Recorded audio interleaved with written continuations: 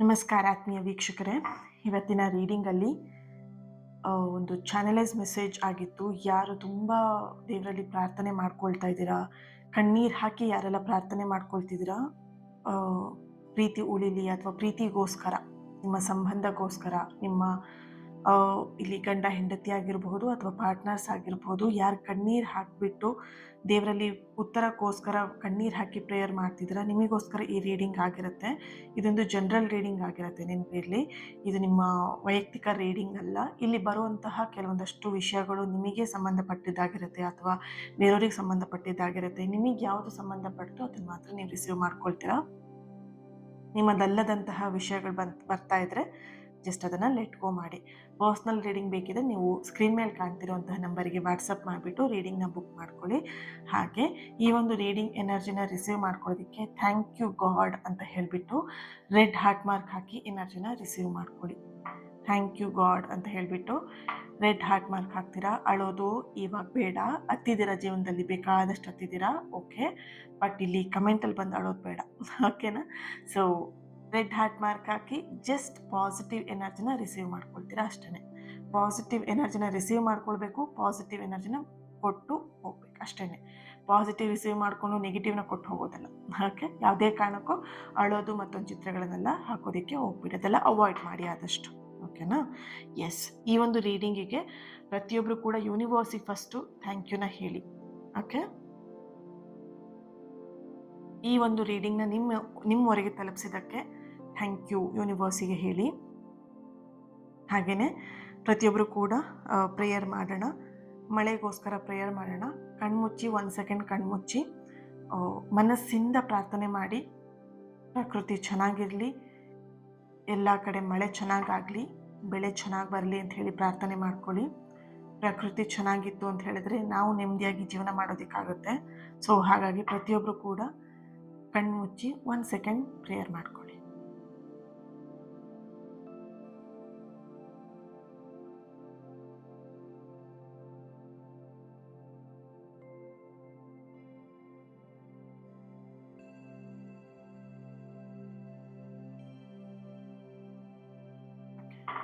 Thank you, ನಿಮ್ಮೆಲ್ಲರಿಗೂ ಕೂಡ thank you.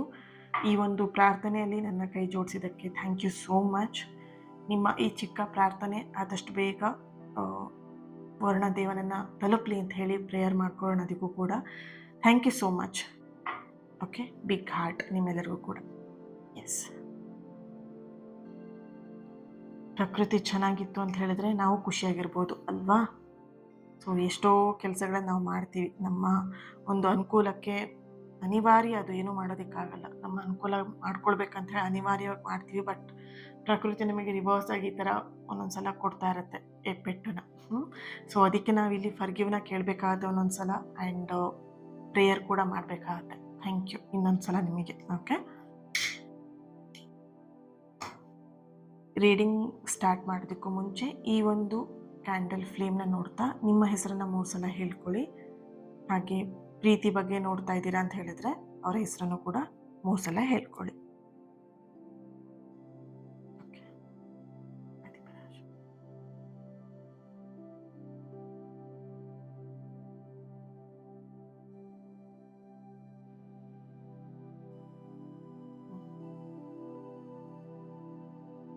ಏನಿದೆ ಎನರ್ಜಿ, ಓಕೆ.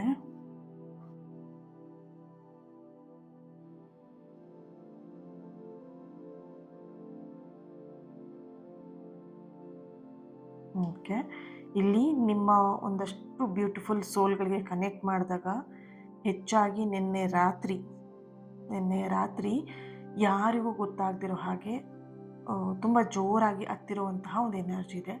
ನಿನ್ನೆ ರಾತ್ರಿ ಕೆಲವೊಬ್ರು ಹತ್ತಿದ್ರೆ, ಪ್ರತಿನಿತ್ಯ ರಾತ್ರಿ ನೀವೇನು ಮಾಡ್ತಿದ್ದೀರಾ ಅಂತ ಹೇಳಿದ್ರೆ, ಹೆಚ್ಚಾಗಿ ನಿಮ್ಮ ಕೆಲಸದಲ್ಲಿ ಬ್ಯುಸಿ ಇದ್ದಾಗ ನಿಮಗಿದೇನು ನೆನಪುಗಳು ಡಿಸ್ಟರ್ಬ್ ಮಾಡಲ್ಲ. ರಾತ್ರಿ ಸಮಯದಲ್ಲಿ ಹೆಚ್ಚಾಗಿ ನೀವು ಡಿಸ್ಟರ್ಬ್ ಆಗ್ತೀರಾ, ಓಕೆ. ಇಲ್ಲಿ ಎನರ್ಜಿ ನೋಡ್ತಾ ಇರೋರು, ಎನರ್ಜಿ ಕನೆಕ್ಟ್ ಮಾಡ್ಕೊಂಡಿರೋವಂಥವ್ರು ಎನರ್ಜಿ ನೋಡಿದರೆ ಇಲ್ಲಿ ಕಂಪ್ಲೀಟಾಗಿ ರಾತ್ರಿ ಸಮಯದಲ್ಲಿ ಯಾರಿಗೂ ಗೊತ್ತಾಗದೆ ಕಣ್ಣೀರು ಹಾಕ್ತಾ ಇರುವಂಥದ್ದು, ಅಳ್ತಾ ಇರುವಂಥದ್ದು, ಹೊರಗಡೆ ನಗಾಡ್ಕೊಂಡಿದ್ದೀರಾ, ಏನೂ ಆಗಿಲ್ಲ ಲೈಫಲ್ಲಿ ಅನ್ನೋ ಥರ, ಓಕೆ. ಮನಸ್ಸೊಳಗಡೆ ಒಂದಷ್ಟು ಭಾರನ ಹೊತ್ಕೊಂಡು ಓಡಾಡ್ತಾ ಇದ್ದೀರಾ, ಓಕೆ. ನಾನು ಇಷ್ಟೊಂದು ಹತ್ತಿದ್ದೀನಲ್ವಾ, ನನ್ನ ಪ್ರಾರ್ಥನೆ ದೇವರಿಗೆ ತಲುಪಿದೆಯಾ ಅನ್ನುವಂಥದ್ದು ನಿಮಗೆ ಪ್ರಾರ್ಥನೆ, ಅಂದರೆ ನಿಮ್ಮ ಪ್ರಾರ್ಥನೆ ಏನು ಮಾಡ್ಕೊಂಡಿದ್ರಿ ನಿಮ್ಮ ಕೆಲವೊಂದಷ್ಟು ವಿಷಯದಲ್ಲಿ ತಲುಪಿದೆಯೋ ಇಲ್ವೋ ಅನ್ನೋದು ನಿಮಗೊಂದು ಪ್ರಶ್ನೆ ಆಗಿದೆ ದೇವರಿಗೆ. ಓಕೆ, ಕೆಲವೊಬ್ಬರು ಪ್ರೀತಿ ಬಗ್ಗೆ ಕಣ್ಣೀರು ಹಾಕಿದರೆ, ಕೆಲವೊಬ್ರು ನಿಮ್ಮ ಜೀವನದ ಬಗ್ಗೆ ಕಣ್ಣೀರು ಹಾಕಿದ್ದೀರಾ. ನಿಮ್ಮ ಜೀವನ ಎಲ್ಲೋ ಒಂದು ಕಡೆ ಒಂದು ಏನು ಹೇಳ್ಬೋದು, ಟ್ರಯಾಂಗಲಲ್ಲಿ ಸಿಗಾಕೊಂಡಿರುವಂಥದ್ದು. ಓಕೆ, ಈ ಕಡೆ ಅದರಿಂದ ಹೊರಗೆ ಬರೋಕ್ಕೂ ಆಗದೆ, ಅಲ್ಲೇ ಇರೋದಕ್ಕೂ ಆಗದೆ ಒದ್ದಾಡ್ತಾ ಇರುವಂತಹ ಒಂದು ಎನರ್ಜಿ ಇಲ್ಲಿ ಕಾಣಿಸ್ತಾ ಇದೆ. ಸೊ ಇಲ್ಲಿ ಈ ಪ್ರೀತಿಯ ವಿಷಯದಲ್ಲಿ ಅಥವಾ ನಿಮ್ಮ ಜೀವನದ ವಿಷಯಕ್ಕೆ ಒಂದು ಉತ್ತರ ಇಲ್ಲಿ ಸಿಗ್ತಾ ಇರುವಂಥದ್ದು. ಇವತ್ತಿನ ಎನರ್ಜಿ ತುಂಬ ಡೀಪ್ ಆಗಿ ನಿಮಗೆ ಮೆಸೇಜ್ ಬರ್ತಾ ಇದೆ, ಸೈನ್ ಸಿಗ್ತಾ ಇರುವಂಥದ್ದು. ನಿಮ್ಮ ಕಣ್ಣೀರು ಯಾವುದೇ ಕಾರಣಕ್ಕೂ ವ್ಯರ್ಥ ಆಗದೇನೆ ದೇವರದಕ್ಕೆ ಉತ್ತರವನ್ನು ನಿಮಗೆ ಸಮಯಕ್ಕಲ್ಲ, ಫಸ್ಟ್ ಆಫ್ ಆಲ್ ಉತ್ತರ ಕೊಡಬೇಕು ಅನ್ನೋದು ಸಮಯಕ್ಕೆ ಉತ್ತರ ಕೊಡಬೇಕಂತ ಇಲ್ಲ. ಇಲ್ಲಿ ನಿಮ್ಮ ಆತ್ಮ ಸಿದ್ಧ ಆಗತ್ತಲ್ವ, ನಿಮ್ಮ ಆತ್ಮ ಯಾವಾಗ ರೆಡಿ ಆಗತ್ತಲ್ವ ಆ ಸಮಯಕ್ಕೆ ಉತ್ತರವನ್ನು ಕೊಡ್ತಾರೆ ಇಲ್ಲಿ. ಯಾಕಂದರೆ ಸಮಯಕ್ಕೆ ಉತ್ತರವನ್ನು ದೇವರು ನಿಮಗೆ ಕೊಟ್ಬಿಟ್ರೆ ನೀವು ಮತ್ತೆ ಅದೇ ತಪ್ಪನ್ನು ಮಾಡ್ತೀರಾ, ಮಾಡಿದಂತಹ ತಪ್ಪನ್ನು ಮತ್ತೆ ರಿಪೀಟ್ ಮಾಡ್ತೀರಾ. ಇಲ್ಲಿ ನೀವೇನು ಪ್ರಾರ್ಥನೆ ಮಾಡ್ಕೊಂಡಿದ್ದೀರಾ, ನೀವು ಯಾವ ದೇವರ ಹತ್ರ ಪ್ರಾರ್ಥನೆ ಮಾಡ್ಕೊಂಡಿದ್ದೀರಾ ಆ ದೇವರ ಎನರ್ಜಿಯಲ್ಲಿ ಅಥವಾ ಆ ಒಂದು ಸೈನ್ ನಿಮಗೆ ವಿಶೇಷವಾಗಿರುವಂತಹ ಎನರ್ಜಿ ಏನು ಅಂತ ಹೇಳಿದ್ರೆ, ಫಸ್ಟ್ ಆಫ್ ಆಲ್ ಸಮಯಕ್ಕೆ ಮೊರೆ ಹೋಗೋದಕ್ಕಿಂತ ನಿಮಗೆ ಮೊರೆ ಹೋಗಿ, ನಿಮ್ಮ ಸೋಲ್ಗೆ ಮೊರೆ ಹೋಗಿ. ನಿಮ್ಮ ಸೋಲ್, ನಿಮ್ಮ ಆತ್ಮ ಯಾವಾಗ ಅರ್ಥ ಮಾಡ್ಕೊಳ್ಳುತ್ತೆ ಪರಿಸ್ಥಿತಿಗಳನ್ನು, ಆವಾಗ ಎಲ್ಲವೂ ಕೂಡ ಬದಲಾಗ್ತಾ ಹೋಗುತ್ತೆ ಜೀವನದಲ್ಲಿ. ನಿಮ್ಮ ಪ್ರಾರ್ಥನೆ ಎಲ್ಲವೂ ಕೂಡ ಆವಾಗ ನೆರವೇರ್ತಾ ಹೋಗುತ್ತೆ. ನಿಮ್ಮ ಪ್ರಾರ್ಥನೆ ಆವಾಗ ದೇವರನ್ನು ತಲುಪ್ತಾ ಹೋಗುತ್ತೆ. ಓಕೆ, ನಿಮ್ಮ ಆತ್ಮ ಶುದ್ಧಿ ಇಲ್ಲ, ಬರೀ ನೀವು ಮಾತ್ರ ಶುದ್ಧಿಯಾಗಿದ್ರೆ ಇಲ್ಲಿ ಈ ತಪ್ಪುಗಳು, ಈ ನೋವುಗಳು ಮರುಕಳಿಸ್ತಾನೆ ಇರುತ್ತೆ. ಓಕೆನಾ? ಸೊ ಇಲ್ಲಿ ಕೆಲವರು ಎನರ್ಜಿ ಯಾವ ಥರ ಅಂತ ಹೇಳಿದ್ರೆ, ನಾನು ಲಾಸ್ಟ್ ಟೈಮ್ ಮಾಡಿದ ಪೂಜೆಗೆ ನನಗೆ ದೇವರು ಒಲ್ದಿತ್ತು, ದೇವರು ನನಗೆ ಸರಿಯಾಗಿ ಉತ್ತರ ಕೊಟ್ಟಿತ್ತು, ಬಟ್ ನಾನು ಇನ್ನೊಂದ್ಸಲ ಅದೇ ಥರನೇ ಪ್ರಾರ್ಥನೆ ಮಾಡ್ಕೊಂಡು ಯಾಕೋ ಆಗ್ತಾ ಇಲ್ಲ. ಇಲ್ಲಿ ಯಾಕೆ ಆಗ್ತಿಲ್ಲ ಅಂದರೆ ನಿಮ್ಮ ಆತ್ಮ ಇಲ್ಲಿ ಯಾವುದೇ ಕಾರಣಕ್ಕೂ ಜಾಗೃತ ಆಗ್ತಾ ಇಲ್ಲ. ನಿಮ್ಮ ಆತ್ಮ ಇಲ್ಲಿ ಕಲಿತಾ ಇಲ್ಲ ಪಾಠ, ಬರೀ ನೀವು ಕಲಿತಾ ಇದ್ದೀರಾ. ಸಮಯ ಕಲಿಸ್ತಾ ಇದೆ, ಸಮಯಕ್ಕೆ ನೀವು ಮೊರೆ ಹೋಗಿದ್ದೀರಾ ಅಷ್ಟೇ. ಬಟ್ ನಿಮ್ಮ ಸೋಲ್ ಅನ್ನೋದು ತುಂಬ ಇಂಪಾರ್ಟೆಂಟ್ ಇಲ್ಲಿ. ಓಕೆ, ಫಸ್ಟ್ ನಿಮ್ಮ ಸೋಲ್ ಯಾವಾಗ ರೆಡಿ ಆಗಿರುತ್ತೆ ಆವಾಗ ನಿಮಗೆ ಒಳ್ಳೆಯ ಒಂದು ಎನರ್ಜಿ, ಪಾಸಿಟಿವ್ ಎನರ್ಜಿನ ನೀವು ತಲುಪ್ತೀರಾ, ನಿಮ್ಮನ್ನು ತಲುಪತ್ತೆ. ಸೊ ಇಲ್ಲಿ ಇನ್ನೊಂದು ಎನರ್ಜಿ ಬರ್ತಿರೋದು, ನಿಮ್ಮ ಜೀವನದಲ್ಲಿ ನಡೆದಂತಹ ನೋವುಗಳೆಲ್ಲ ಏನಿದೆ ಅದು ನಿಮಗೆ ಒಂದು ದಿನದಲ್ಲಿ ಒಂದು ಟೈಮಲ್ಲಿ ನಿಮಗೆ ಅದೆಲ್ಲ ಒಂಥರ ಶಿಕ್ಷೆ ಥರ ಕಾಣಿಸ್ತಾ ಇತ್ತು. ಅದು ಯಾವುದೇ ಕಾರಣಕ್ಕೂ ಅದು ಶಿಕ್ಷೆ ಅಲ್ಲ, ಅದೊಂಥರ ನಿಮ್ಮ ಜೀವನಕ್ಕೆ ಅದೊಂಥರ ಕನ್ನಡಿ ಥರ. ಓಕೆ, ಆ ಕನ್ನಡಿಯಲ್ಲಿ ನೀವು ನಿಮ್ಮನ್ನು ನೋಡ್ಕೊಬೇಕಾಗಿತ್ತು. ಇಲ್ಲಿ ಕೆಲವೊಂದಷ್ಟು ಜನ ಏನು ಮಾಡಿದ್ದೀರಾ, ಆ ಕನ್ನಡಿಯಲ್ಲಿ ನಿಮ್ಮನ್ನು ನೀವು ನೋಡ್ಕೊಳ್ದೇನೆ ನೀವು ಕೇವಲ ಪರಿಸ್ಥಿತಿನ ನೋಡ್ತಾ ಇದ್ದೀರಾ. ಓಕೆ, ಈ ರೀಡಿಂಗ್ ಯಾರೆಲ್ಲ ನೋಡ್ತಾ ಇದ್ದೀರಾ, ಯಾರಿಗೆ ಕನೆಕ್ಟ್ ಆಗ್ತಿದೆ, ಯಾರಿಗೆ ಹೆಚ್ಚಾಗಿ, ಓಕೆ ರೈಟ್, ಡಿ ಲೆಟರ್ ಬರ್ತಾ ಇದೆ, S letter, Y letter, V letter, G letter, A letter, B, P, H, R, K, B letter, C letter. Okay, date of birth 9-10-14-22-31 8-6-13-11. Okay, next ನೋಡೋಣ ಟ್ಯಾರೋ ರೀಡಿಂಗಿಂದ ಏನು ಬರುತ್ತೆ ಅಂತ ಹೇಳ್ಬಿಟ್ಟು.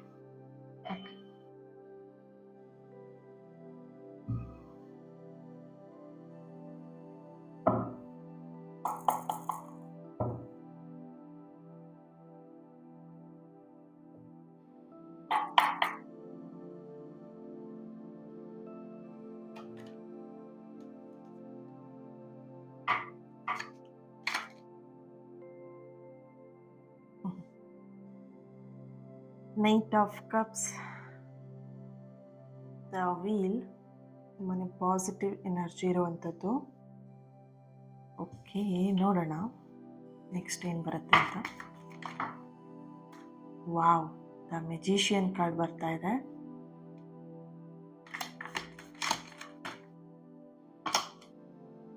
5 of Cups,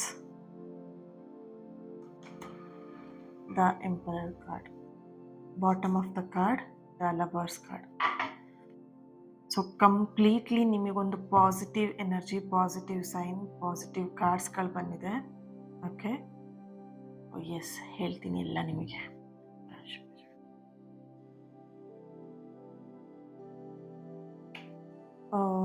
ಓಕೆ, ಫಸ್ಟ್ ಇಲ್ಲಿ ನಿಮ್ಮ ಎನರ್ಜಿ ಕನೆಕ್ಟ್ ಮಾಡಿದಾಗ ಮೊದಲನೇದಾಗಿ ಬರ್ತಿರೋದು, ಈ ವ್ಯಕ್ತಿಗೆ ನೀವು ನಿಮ್ಮ ಕೈಯಲ್ಲಿ ಏನೆಲ್ಲ ನಿಮಗೆ ಕೊಡೋದಕ್ಕೆ ಸಾಧ್ಯ ಅಷ್ಟನ್ನ ಈ ವ್ಯಕ್ತಿ ಕೊಟ್ಟಿದ್ದೀರ. ಅದು ಒಂದು ಲಿಮಿಟ್ ಇರುತ್ತೆ. ಯಾವುದೇ ವಿಷಯನದೇ ಆಗಿರ್ಬೋದು, ಏನೇ ಒಂದು ವ್ಯಕ್ತಿಗೆ ನಾವು ಪ್ರೀತಿ ಕೊಡ್ತೀವೋ ಅಥವಾ ಒಂದು ವಸ್ತುನ ತೆಗೆಸ್ಕೊಡ್ತೀವೋ, ಗಿಫ್ಟ್ ಕೊಡ್ತೀವೋ ಅಥವಾ ಏನೋ ಒಂದು ಸಹಾಯ ಮಾಡ್ತೀವೋ, ಅದಕ್ಕೊಂದು ಲಿಮಿಟ್ ಅಂತ ಇರುತ್ತೆ. ಇದು ಲಿಮಿಟ್ ಕ್ರಾಸ್ ಆಗಿ ನೀವು ಮಾಡಿದ್ದೀರಾ, ಈ ವ್ಯಕ್ತಿಗೆ ಅತಿಯಾಗಿ ಕೊಟ್ಟಿದ್ದೀರಾ. ಸಮಯ ಕೊಟ್ಟಿದ್ದೀರಾ, ಪ್ರೀತಿ ಕೊಟ್ಟಿದ್ದೀರಾ, ನಂಬಿಕೆ ಕೊಟ್ಟಿದ್ದೀರಾ. ಆದರೆ ಒಂದಿನ ನಿಮ್ಮ ಮನಸ್ಸು ಕೇಳಿತ್ತಿಲ್ಲಿ, ನೀನು ಇಷ್ಟೆಲ್ಲ ಮಾಡ್ತಾ ಇದ್ದಿಲ್ಲ, ನಿನಗೇನು ಸಿಗ್ತಾ ಇದೆ ರಿಟರ್ನ್ ಆಗಿ ಅಂತ. ಓಕೆನಾ? ಇಲ್ಲಿ ನೀವು ಇಷ್ಟೆಲ್ಲ ಪ್ರೀತಿ ಕೊಡ್ತಾ ಇದ್ದೀರಾ, ನೀವು ಇಷ್ಟೆಲ್ಲ ಮಾಡ್ತಾ ಇದ್ದೀರಾ ವ್ಯಕ್ತಿಗೆ, ಬಟ್ ನಿಮಗೆ ರಿಟರ್ನ್ ಆಗಿ ನಿನಗೇನು ಸಿಗ್ತಾ ಇದೆ? ನಿಮಗೆ ಸಿಕ್ಕಿದ್ದು ಆ ವ್ಯಕ್ತಿಯಿಂದ ನೋವು. ಓಕೆನಾ? ಸೊ ಇಲ್ಲಿ ಅರ್ಥ ಮಾಡ್ಕೊಳ್ಳಿ, ನಿಮಗೆ ಇಲ್ಲಿ ಅನ್ನಿಸ್ತಾ ಇರೋದು, ನಾನು ಪ್ರೀತಿ ಕೊಟ್ಟೆ, ಇಷ್ಟೆಲ್ಲ ನಾನು ಆ ವ್ಯಕ್ತಿಗೆ ನಾನು ಮಾಡಿದೆ ಅಲ್ವಾ, ನನಗೆ ಆ ವ್ಯಕ್ತಿ ಪ್ರೀತಿಸ್ತಾ ಇದ್ದಾರಾ ಅನ್ನೋದು ನಿಮಗೆ ಲಾಸ್ಟಲ್ಲಿ ಬಂದಂತಹ ಡೌಟ್ ಇದು. ನಾನು ಪ್ರೀತಿ ಮಾಡ್ತಿದ್ದೀನಿ, ನಾನು ಇಷ್ಟೆಲ್ಲ ಕೊಡ್ತಾ ಇದ್ದೀನಿ, ಇಷ್ಟೆಲ್ಲ ಮಾಡ್ತಾ ಇದ್ದೀನಿ, ಆ ವ್ಯಕ್ತಿ ನಾನು ನಿಜವಾಗ್ಲೂ ಪ್ರೀತಿ ಮಾಡ್ತಿದ್ದಾರೆ ಅಥವಾ ಸುಮ್ಮನೆ ಏನಾದರೂ ನಂತರ ಇಸ್ಕೊಳ್ಳೋದವರೆಗೆ ಮಾತ್ರ ಅವ್ರು ಇದ್ದಾರಾ ಅಂತ ಹೇಳ್ಬಿಟ್ಟು ನಿಮಗೆ ಇಲ್ಲಿ ಪ್ರಶ್ನೆ ಬರ್ತಿದೆ. ಆ ವ್ಯಕ್ತಿಯ ಪರಿಸ್ಥಿತಿಯಲ್ಲಿ ಜಸ್ಟ್ ರಿಸೀವಿಂಗ್ ಎನರ್ಜಿ ಇದೆ. ಯಾಕಂದರೆ ಆ ವ್ಯಕ್ತಿ ನಿಮ್ಮನ್ನು ಕಂಪ್ಲೀಟಾಗಿ ಅರ್ಥ ಮಾಡ್ಕೊಂಡಿದೆ, ನಿಮ್ಮ ಕಾಳಜಿನ ಕರೆಕ್ಟಾಗಿ ಅರ್ಥ ಮಾಡ್ಕೊಂಡಿದೆ, ನಿಮ್ಮ ಪ್ರೀತಿನ ಕರೆಕ್ಟಾಗಿ ಅರ್ಥ ಮಾಡ್ಕೊಂಡಿಲ್ಲ. ಸೊ ಅವಾಗ ಏನಾಗುತ್ತೆ ಅಂತ ಹೇಳಿದ್ರೆ, ಇಲ್ಲಿ ಎನರ್ಜಿ ಯಾವ ರೀತಿ ಇದೆ, ನೈಟ್ ಆಫ್ ಕಪ್ಸ್ ಇದೆ. ಸೊ ನೀವು ಕೊಟ್ಟಂತಹ ಪ್ರತಿಯೊಂದು ವಿಷಯನೂ ಅವರು ಸ್ವೀಕಾರ ಮಾಡಿದರು, ಯಾವುದೋ ಅವರು ನಿರಾಕರಣೆ ಮಾಡಿಲ್ಲ ನನಗೆ ಬೇಡ ಅಂತ ಹೇಳ್ಬಿಟ್ಟು ಅಲ್ವಾ. ನೀವೇನೆಲ್ಲ ಕೊಟ್ಟರೆ ಅದೆಲ್ಲನೂ ಕೂಡ ಅವ್ರು ರಿಸೀವ್ ಮಾಡಿಕೊಂಡ್ರು, ಬಟ್ ಅವ್ರ ಎನರ್ಜಿಲಿ ಅದು ಯಾವುದ್ರದ್ದು ಒಂದು ವ್ಯಾಲ್ಯೂ ಗೊತ್ತಿರಲಿಲ್ಲ ಅವರಿಗೆ. ಓಕೆ, ಬಟ್ ಇವಾಗ ನಿಮ್ಮಿಬ್ಬರ ಮಧ್ಯೆ ಯಾವಾಗ ಅಂತರ ಬರೋದಕ್ಕೆ ಶುರು ಆಯಿತು, ಯಾವಾಗ ಅಂತರ ಬರೋದಕ್ಕೆ ಹೆಚ್ಚಾಗಿ ಇಲ್ಲಿ ಶುರು ಆಯ್ತು, ಯಾವಾಗ ಅಂತ ಹೇಳಿದ್ರೆ, ನಾನು ನಿನಗೆ ಇಷ್ಟೆಲ್ಲ ಮಾಡಿದೆ, ನೀನೇನು ಮಾಡಿದೆ ಅಂತ ಮಾತುಕತೆ ಬರ್ಲಿಕ್ಕೆ ಶುರು ಆಯಿತು. ಓಕೆ, ಸೊ ಆ ಒಂದು ಮಾತಿಂದ ಇಬ್ಬರ ಮಧ್ಯೆ ಮನಸ್ತಾಪ ಬಂತು. ನೀನು ನನಗೇನು ಹೆಲ್ಪ್ ಮಾಡೋದು ನಾನು ನಿನಗೆ ಕೇಳಿರಲಿಲ್ಲ, ನೀನು ಯಾಕೆ ಮಾಡಿದೆ ಅಲ್ವಾ, ನಾನೇ ನಿನಗೆ ಪ್ರೀತಿ ಕೊಡೋದು ಕೇಳಿರಲಿಲ್ಲ, ನೀನಾಗಿ ನನ್ನ ಹಿಂದೆ ಬಂದೆ. ಓಕೆನಾ? ಸೊ ಈ ಥರದೆಲ್ಲ ಮಾತುಗಳು ಈ ಪ್ರೀತಿಯಲ್ಲಿ ಬಂದಿರುವಂಥದ್ದು, ಈ ಸಂಬಂಧದಲ್ಲಿ ಬಂದಿರುವಂಥದ್ದು.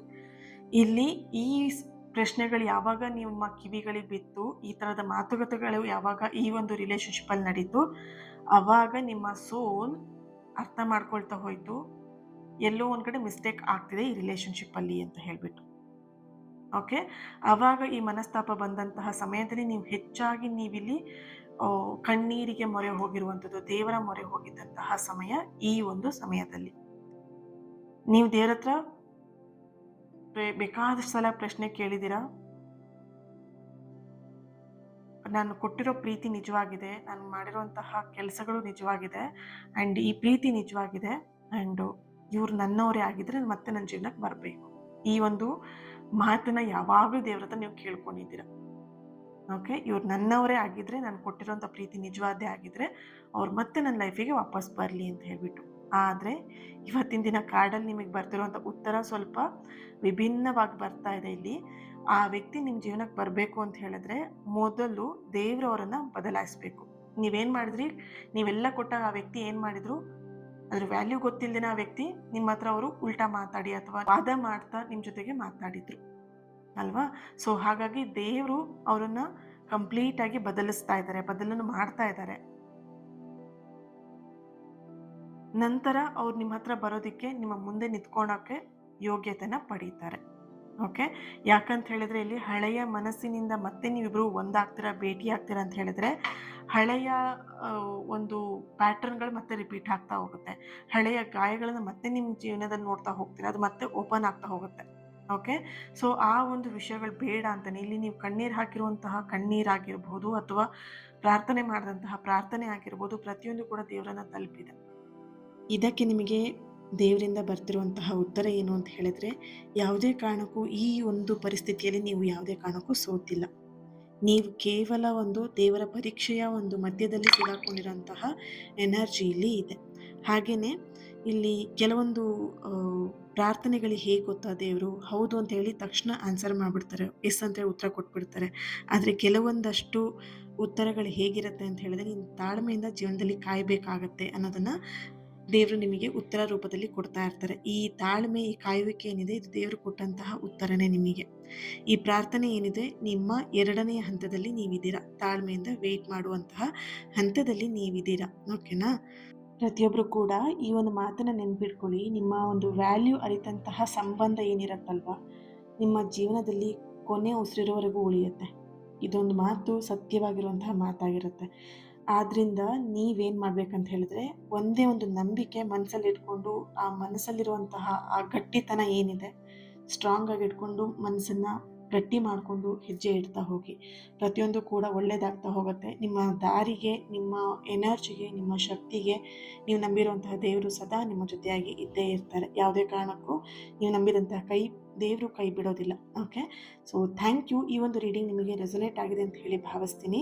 ಆ್ಯಂಡ್ ಲೈಕ್ ಮಾಡಿ, ಶೇರ್ ಮಾಡಿ. ಯಾರ ಹತ್ರ ಈ ಒಂದು ರೀಡಿಂಗ್ನ ಶೇರ್ ಮಾಡ್ಕೊಳ್ಬೇಕಂತ ಅನ್ಸುತ್ತೆ ಅವ್ರ ಹತ್ರ ಶೇರ್ ಮಾಡ್ಕೊಳ್ಳಿ.